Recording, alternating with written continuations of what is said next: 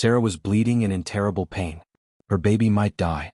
The ambulance came to save them, but the neighborhood boss said, "No. You can't park here." He cared more about parking rules than saving a mother and baby. The whole community watched in shock and anger. Before watching full story, comment below from where are you watching. Also like and subscribe for more stories. Sarah felt the sharp pain hit her like lightning. She doubled over on the couch, her hands clutching her belly. At 6 months pregnant, she knew something was terribly wrong. "David," she called out, her voice shaking with fear. "Something's happening to the baby." David rushed from the kitchen, his face going pale when he saw his wife's condition. Sarah was bleeding and her face was twisted in pain. This was their first child and they had been so careful, so hopeful. "We need to get to the hospital right now," David said, trying to stay calm even though his heart was racing. He helped Sarah to her feet, but she could barely stand. "Call an ambulance," Sarah whispered. I can't make it to the car like this." David grabbed his phone with shaking hands and dialed 911. The operator was professional and kind, asking questions about Sarah's condition and promising help would arrive soon. "They're coming, sweetheart," David said, holding Sarah close. "Everything will be okay." Within minutes, they heard the sirens. David opened the front door of their small townhouse and waved to the paramedics. 2 experienced EMTs, Maria and Jake, quickly assessed Sarah's condition. "We need to get her to the hospital immediately," Maria said. "This looks like it could be a serious complication." They carefully moved Sarah onto a stretcher and began wheeling her toward the ambulance parked on the street outside their Willowbrook community. David walked beside them, holding Sarah's hand and whispering words of comfort. That's when Richard Blackwood appeared. Richard was the president of the Willowbrook Homeowners Association, a man who took his position far too seriously. He was in his 50s, always wore a suit even on weekends, and believed that rules were more important than people. "Stop right there," Richard called out, marching toward the ambulance with his clipboard in hand. "You can't park that vehicle on this street." Maria looked up from checking Sarah's vital signs. "Sir, this is a medical emergency. We need to transport this patient immediately." "I don't care what kind of emergency this is," Richard snapped. "That ambulance is parked illegally. Our HOA rules clearly state that no commercial vehicles are allowed to park on residential streets. You need to move it right now." David couldn't believe what he was hearing. "Are you insane? My wife is having a miscarriage. She needs to get to the hospital." "That's not my problem," Richard said coldly. "Rules are rules. The ambulance needs to be moved to the visitor parking area at the community entrance. It's a quarter-mile down the road." Jake, the other paramedic, stepped forward. He had been doing this job for 15 years and had never encountered such heartlessness. "Sir, this woman's life and her baby's life could be at risk. Every minute counts in a situation like this." "Then you should have thought about that before you parked illegally," Richard replied. Behind him, 2 other HOA board members had appeared, Margaret Wells and Thomas Chin. They stood with their arms crossed, backing up their president. Sarah moaned in pain on the stretcher. The bleeding was getting worse and she was starting to look very pale. "Please," she whispered. "Please just let them help me." "Ma'am, I'm sorry, but you'll need to get off that ambulance until it's properly relocated," Margaret said in a voice as cold as ice. "We can't allow this violation of our community standards." David felt rage building inside him. "You can't be serious. You're going to force a woman having a miscarriage off an ambulance because of a parking rule?" "We're being completely serious," Thomas said. "If everyone starts ignoring the rules, where does it end? Today it's an ambulance, tomorrow it's delivery trucks and moving vans cluttering up our beautiful neighborhood." Maria had heard enough. "I'm not moving this ambulance and I'm certainly not making my patient get off. This is a life-threatening emergency." "Then I'll call the police," Richard threatened, pulling out his phone. "You're trespassing on private property and violating our community covenants." "Call them," Jake said firmly. "When they get here, we'll see what they think about your community standards." While Richard made his call, more neighbors began to gather. Word was spreading quickly through the community that something was happening. Most of the neighbors who came out were horrified by what they saw. "What's wrong with you people?" shouted Mrs. Patterson, an elderly woman who lived 3 houses down. "That poor girl needs help."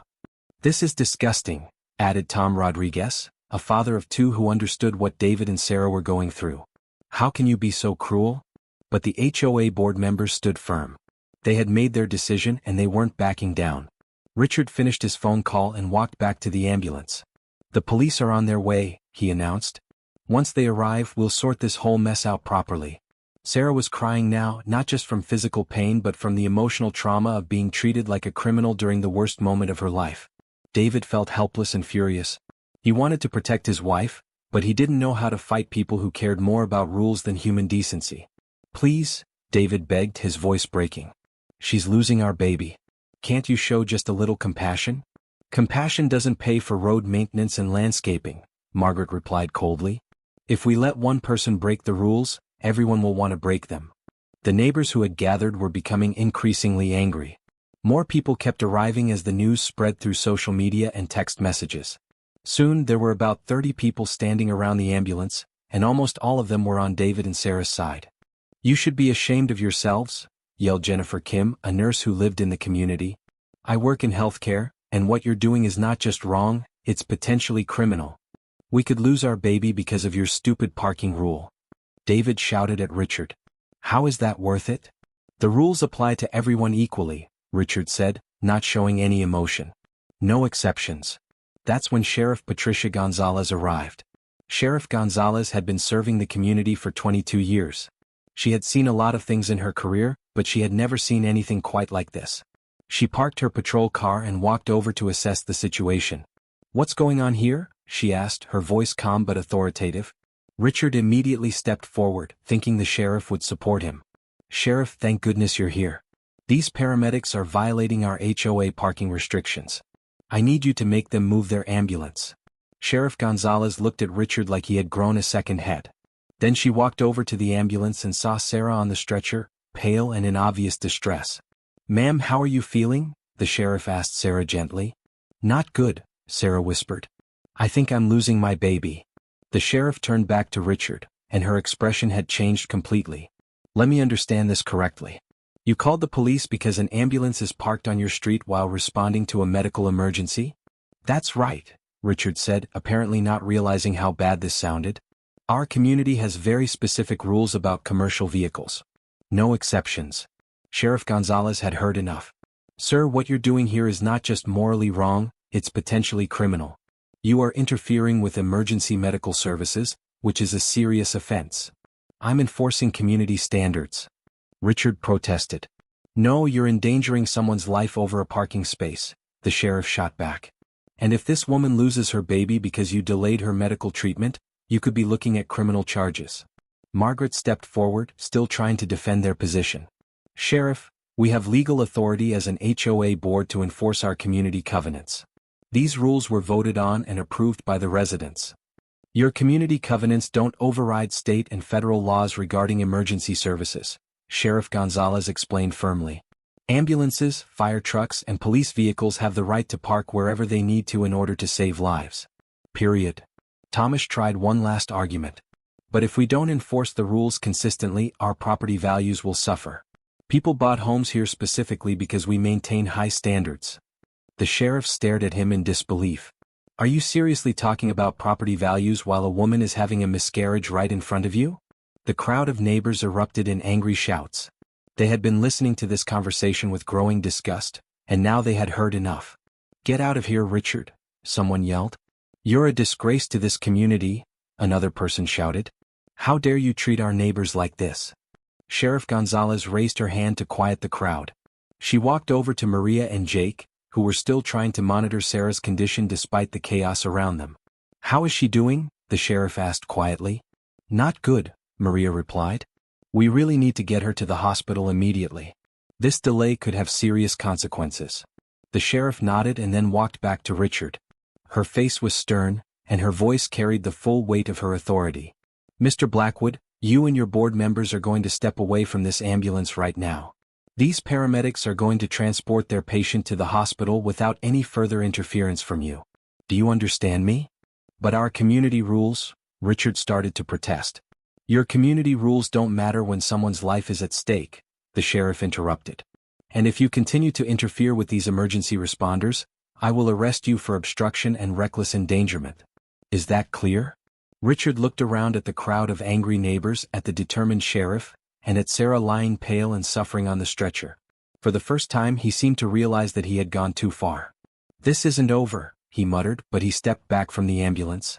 "Oh yes, it is," Sheriff Gonzalez replied. Maria, Jake, please proceed to the hospital. I'll make sure no one bothers you further.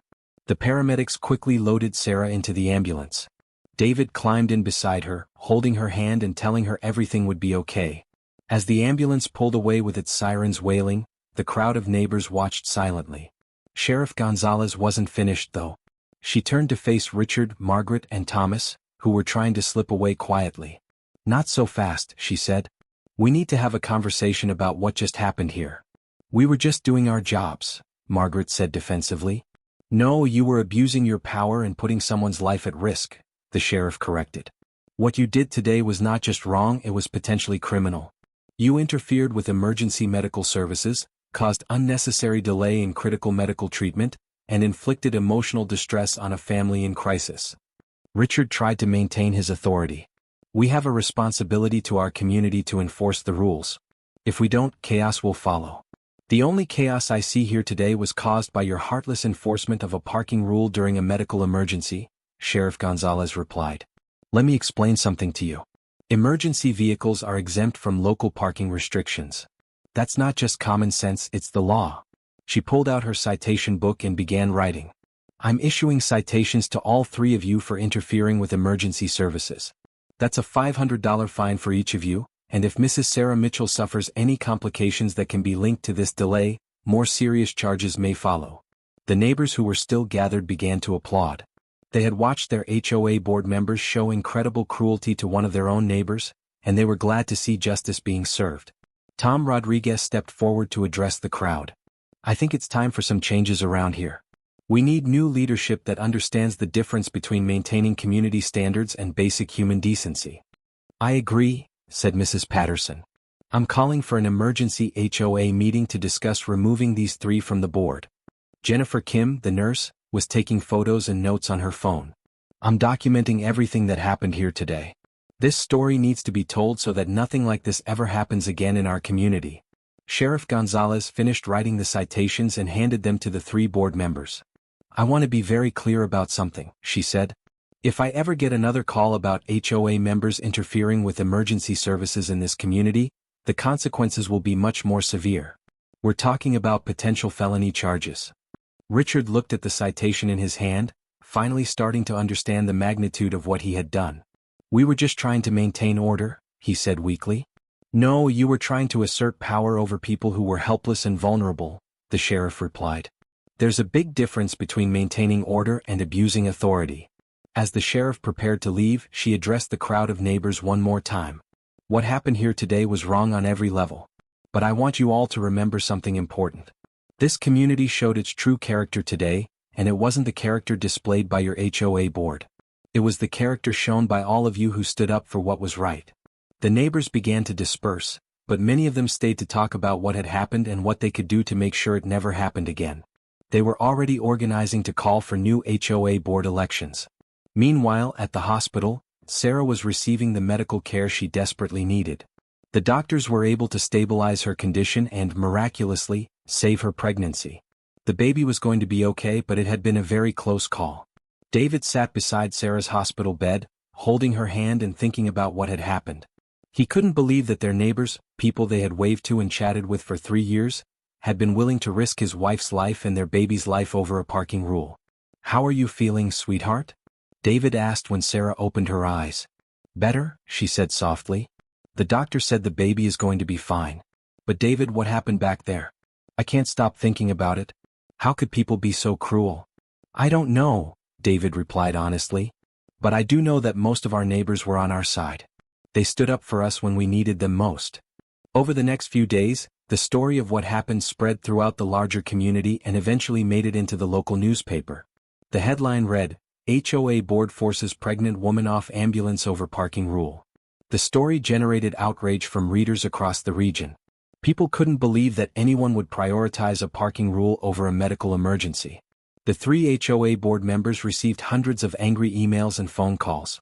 Richard Blackwood tried to defend his actions in a letter to the newspaper editor, but his explanations only made him look worse.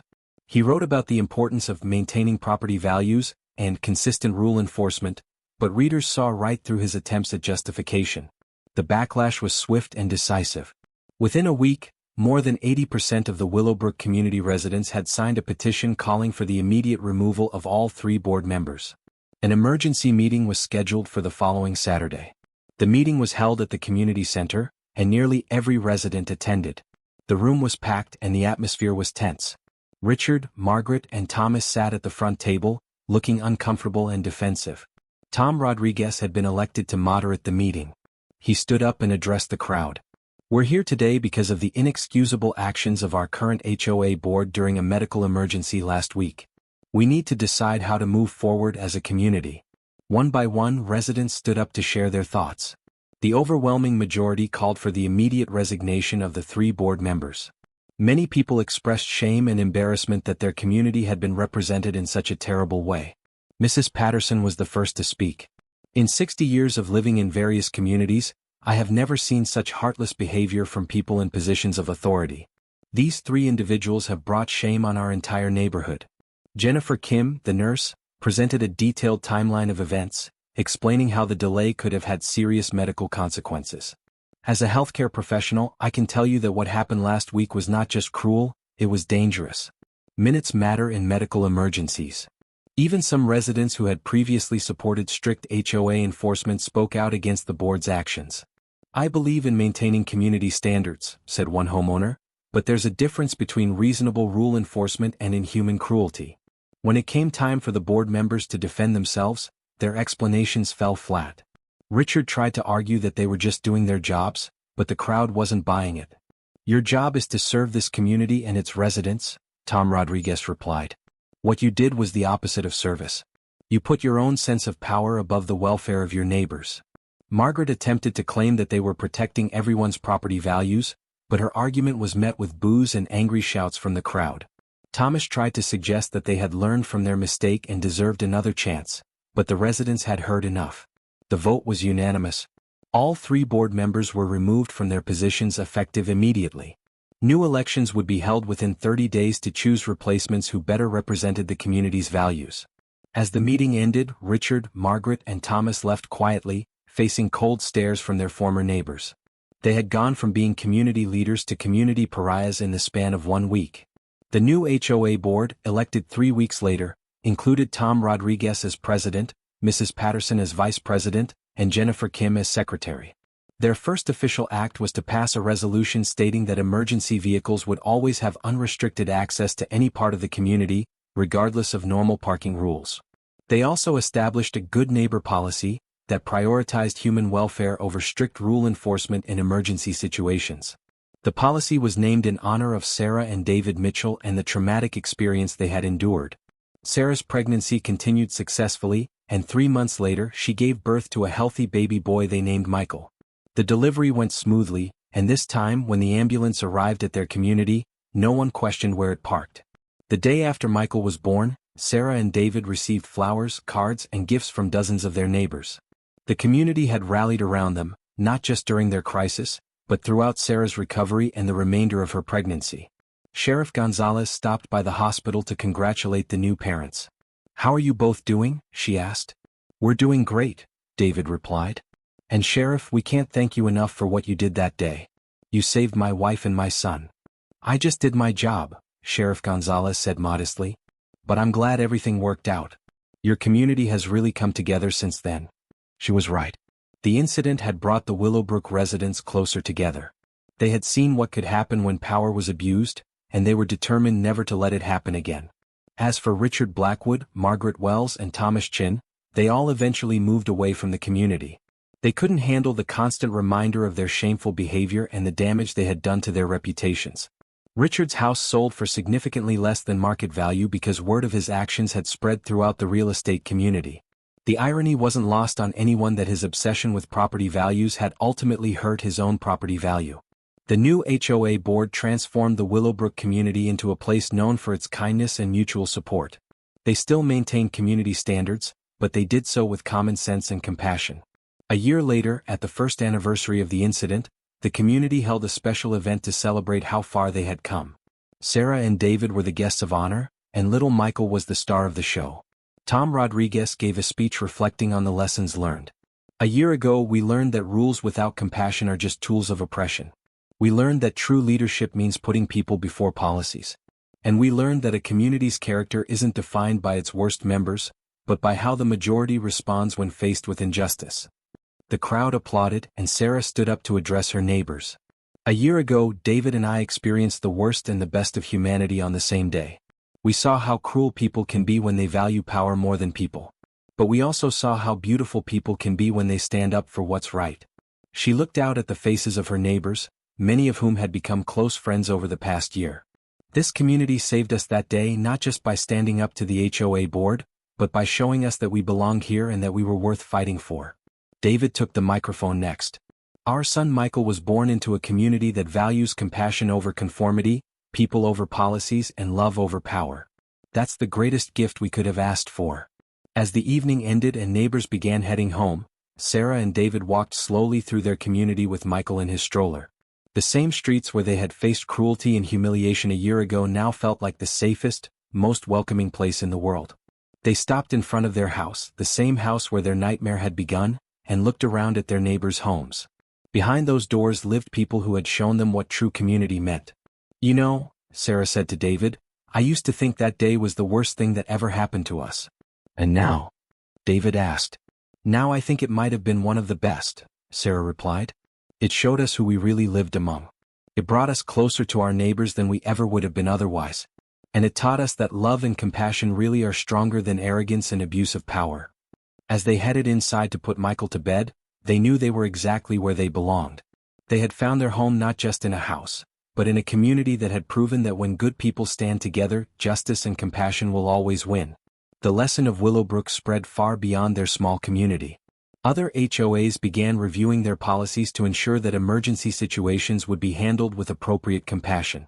The story became a case study in HOA management courses, teaching future community leaders about the importance of balancing rule enforcement with human decency. But perhaps the most important legacy was the way the Willowbrook community had transformed itself. They had taken a moment of shame and turned it into a source of pride. They had shown that ordinary people, when faced with injustice, have the power to demand better and create change. In the end, Richard Blackwood, Margaret Wells, and Thomas Chen had inadvertently done something they never intended to do. Their cruel actions had brought a community together and made it stronger, kinder, and more united than ever before. Love and compassion had indeed proven stronger than arrogance and abuse of power, just as Sarah had said. And in the Willowbrook community, that lesson would be remembered and cherished for generations to come.